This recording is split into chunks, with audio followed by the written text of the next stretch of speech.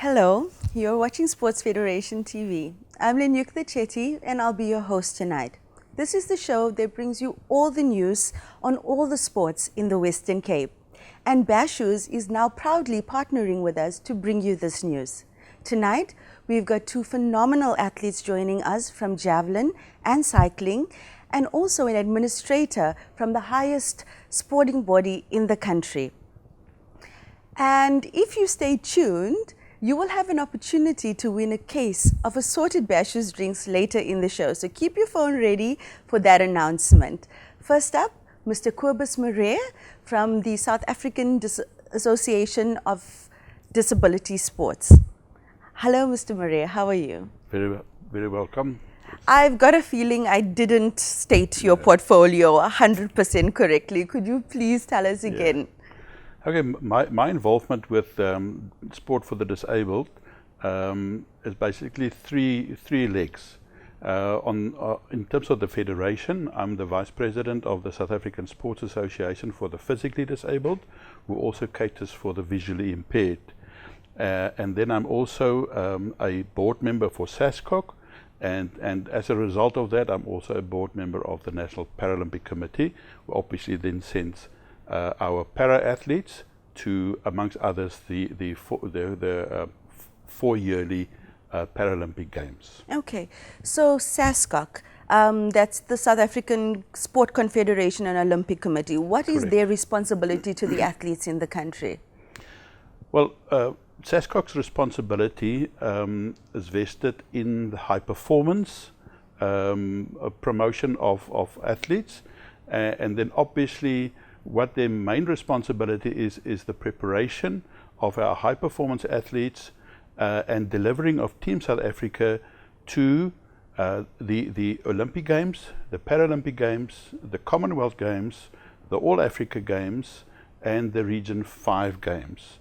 And due to that, they're obviously then also involved as a National Paralympic Committee in all the international events that is hosted by the International Paralympic Committee. So with the other two hats that you use, being so closely involved with for and with athletes with disabilities, would the responsibility of those associations run parallel with that of SASCOC? Not necessarily parallel. The federations will have the responsibility to identify talent, to obviously develop the talent up to a level of high performance, and specifically then on OPEX level. So the federations will be responsible for the national competitions and then international qualification up to the point where they then need to go into and where they qualify to be included into the OPEX program, from where on the finance will come from SASCOC in terms of their preparation and international participation. Okay. Mr. Marais, how did you get involved with disability sport in the country? Well, I'm a parent of a multiple disabled daughter, turning 31 this year. So she's visually impaired, she's deaf, she's physically severely disabled and mentally severely disabled. And at a young age, when she was in Delabat School for the deaf in the multiple disabled section, one of the teachers asked me whether I want to become involved on the local level, the club level, and the region level. Yeah, and the rest happened from there. In 2004 to 6, I was the president of Disability Sports South Africa, which was a umbrella body for all disability sports, including SASAPD, the physically disabled and visually impaired, the intellectually impaired, as well as the deaf. Subsequent to 2006, when we were amalgamated into the SASCOC structure, the three federations acted separately on their own, and all three of them are now members of SASCOC. Okay, so you found your calling through your relationship with a loved one. Absolutely, absolutely, no doubt about that. So, Rio 2016, absolutely, that must have been such a a culminating point in the sport for South Africa. What was your experience around that? Well, specifically Rio, the Paralympic Games, was an enormous experience. As SASCOC board members, we normally have to decide whether we prefer going to the Olympic Games or the Paralympic Games. And for me, it was always no choice. It was always Paralympic Games. Rio was, again, not a disappointment. The vibe was fantastic. The competition was unbelievably of a high level, very, very professional. Anybody that thinks that sport for the physically disabled, specifically parasport, is a shame game, it's absolutely, they are so wrong. It's highly professional, it's highly competitive, and it is only high performance. So it's only really the best of the best in the world that compete against each other at the Paralympic Games. What do you attribute the South Africans doing as well as they do in the Paralympics? Well, I think there's a couple of things that we have done, or always done very, very correctly. First of all, classification of para-athletes is critically important. That it must be done as early as possible and correctly done in terms of IPC standards. And our federation has always invested heavily into classification. Then secondly, IPC technical knowledge and requirements. So we make sure that our athletes are correctly prepared and qualified correctly right from the beginning. Then coaching, very, very important. We must make sure that our coaches are the best in the world and can compete with the best in the world. And based on that, especially in Stellenbosch, which is the high performance center for Paralympic sport in South Africa, they've done extremely well in preparing our athletes. It means that when we go to Paralympic Games and compete there, we know that any of our athletes has got a medal potential, because they will be ranked in the top 6 in the world in terms of parasport. And that is why we make sure that our athletes is on the level where they need to be, with the right coaching, with the right support structure, so that on the day they can perform. And especially on the athletic side, we've been very constant from Beijing to London to Rio. In Beijing, we achieved 17 medals in athletics. In London, it was 16, and Rio, it was 15. So you've traveled with the Paralympic team in Yes. 2008 and 2011 as well. 2012 and then 2016 as well, yes. Okay, so three Paralympic Games. Three visits. Absolutely. Fortunate and amazing. Absolutely fortunate. And when you come back from there, then one is left so humble. And you say, why do we complain? These athletes work so hard. Those that think that this is easier for Paralympians to perform and achieve and win medals, they make a huge mistake. They work as hard and many times much harder than able-bodied athletes. And for them, one must remember, it's also much more expensive in many cases for para-athletes. Traveling and all absolutely, of that, yeah. and also your equipment that you need for competitions. We've got a super athlete by the name of Zanele Situ. Zanele always needs someone to help her and assist her because she's wheelchair bound, and she's got a wonderful coach in Karen Leroux who is helping her. So even traveling is much more demanding than anybody might think. It is well known, I think, with any sport, and if you ask any athlete, able-bodied or with a disability, there's a very huge aspect of concentration and mental strength and those kind of things. Do you put at your Center for Excellence in Stellenbosch, is there things like sports psychologists and stuff available to the athletes to further edify them in terms of their preparedness for the events? Well, yes, it must be a holistic approach. So, there must be the complete support structure. Psychologist, medical staff, physiotherapists, everybody must be there, and they must be fully committed and fully, proper taught and know what it takes to deliver a top world-class athlete. And when we go to Paralympic Games, for instance, we don't spare money on that, because we know that you need to properly support your athletes. They can't arrive in a foreign country and then suddenly realize that other athletes and teams are just much better prepared than they can be, and that will obviously sometimes break the camel's back, and so we have to make sure that they are coming from an environment that is conducive to high performance achievement and performance. Now, Cobus, you're from the Cape Winelands, and you're obviously involved with sports administration there, and of course, with having your ear to what's happening nationally. What's being done at local level for people with disabilities wanting to be involved in sports? Well, specifically in the Western Cape. Well, let me start on a national structure.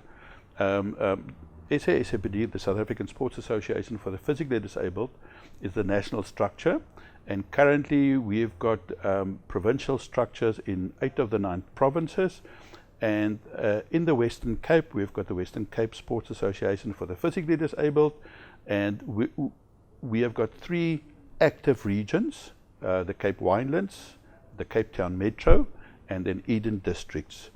One must remember it is very difficult to just establish clubs and regions in other districts, because you need to have athletes with physical disabilities.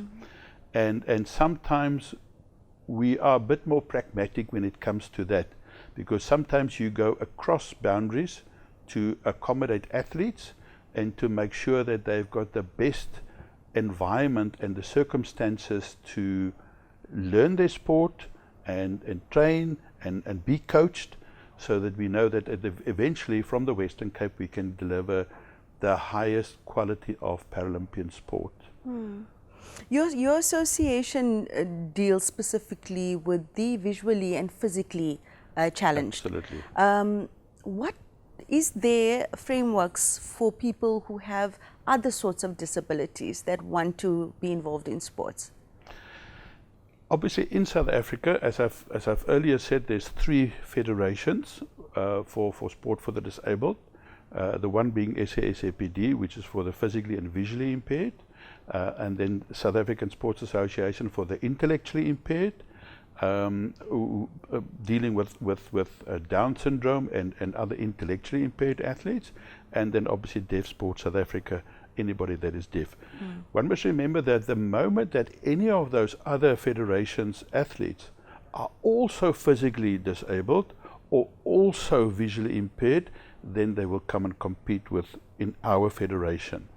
There are 2 classes, 1 or 2 classes in the II or SASA II federation, which is also Paralympic classes, class 20. Many years ago, intellectually impaired was part of the Paralympic movement, and they are still in the movement, but because of the difficulty of classifying them intellectually, they were at one stage banned from the IPC, and they've now slowly started to bring them back, and class 20 is track and field, is but one class that they are bringing back now. So those are the different classifications then in disability sport. Does it usually go with whichever impairment? Yes. One must remember you've got your visually impaired classes, and then you've got your CP or cerebral palsy classes, and then you've got your amputee classes, or where you've got limb deficiencies, and then sometimes you've got a combination of that as well.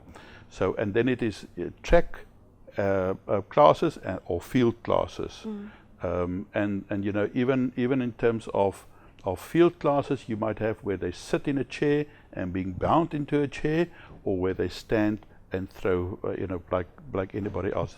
One of the athletes that you will have later on, Reinhard Hammann, he's a outstanding field athlete, and in his case he's a CP, in other words cerebral palsy classification, but he can walk, so he will not be bound in a chair, and he will run and throw his javelin. You know, the world has certainly come a far way in terms of how people with disabilities are viewed and perceived. But I'm sure there's still some stigmas that you have to deal with. What are the challenges that your association or athletes are faced with currently? Well, I think sometimes, when people look at others, they might identify them being different in some way. Obviously, the most visually identified are probably those in wheelchairs. These days, with the development of even prosthesis, it's sometimes very difficult to see someone walking with a prosthesis, someone like an Arno Fourie or even an Ernst van Dijk. But that you find difficult to identify when they walk with a prosthesis, say in long pants, that you will not be able to identify them as being disabled. Sometimes also with cerebral palsy, with different classes, like for instance a class 38, which is the closest one to a normal body. When they walk, you will probably see there's no difference with them. But the moment that those limbs are under stress on a track, when they run 100 meters or 200 meters or 400 meters, you will then probably see how that either left side or the right side is being affected by as a cerebral palsy athlete. So yes, there are a lot of those challenges, but I think these days athletes has learned to cope with that so well, and I think they have showed and proved to other people that they can rise beyond that and being stars like Ilse Hayes, stars like Ernst van Dijk, stars like Reinhard Hammann, our new star Ntando Mshlangu, national star with double amputee above the knees, only 15 years old. So those athletes have shown the normal public that there's no difference. They are just a normal human being. Sometimes they only want to be perceived and seen as a normal person. They don't want to be treated differently, because sometimes people forget that they are incredibly able in spite of their disabilities. For loved ones of and people with disabilities, how can one convince them to participate in sports given all of these challenges? What has been working for your administrators in terms of improving their numbers for the various sports? Well, I tell you what we do require and what we fortunately have in all our provinces are incredibly committed structures. And in our case, what works incredibly well is schools, whether it be schools for learners with disabilities or even able-bodied schools where they cater for learners with disabilities. I have been outspoken and I've been on record where I said that the teachers and the principals of the schools of learners with disabilities is unbelievably outstanding. And to a large extent, because of their commitment, they promote that within the region and their schools. We have got challenges in terms of where disabled athletes might be in a normal school, and it's difficult sometimes to identify them, especially when it's outside a metropolitan region. So going into the rural areas, identify in able-bodied schools learners with disabilities, and trying to convince them that here's a total different world out there. And we have seen so many times. Zanele Situ is a very good example where many years ago we identified her in the Eastern Cape, in the deep rural area. We first took her to Johannesburg. She was there for a couple of years, and then she was brought down to Stellenbosch. And in Stellenbosch she has really excelled, and today, she's a proud mother. She has been an unbelievably successful athlete. She has been a medalist in every single Paralympic Games that she competed at, and I mean she can show people that despite her background or where she's coming from, you can actually be a world traveler, you can be a world star, and in the process you can also earn money from high performance and from success in sport. Cobus, can we show our guests some of these world stars? You've brought some lovely photos. Can we have a look at that now? And you can introduce those people for us. Absolutely. Diane Buys. Diane Buys is a CP athlete from the Western Cape, very successful, very humble, top athlete in his categories in the world, long jump and obviously track athlete, outstanding person.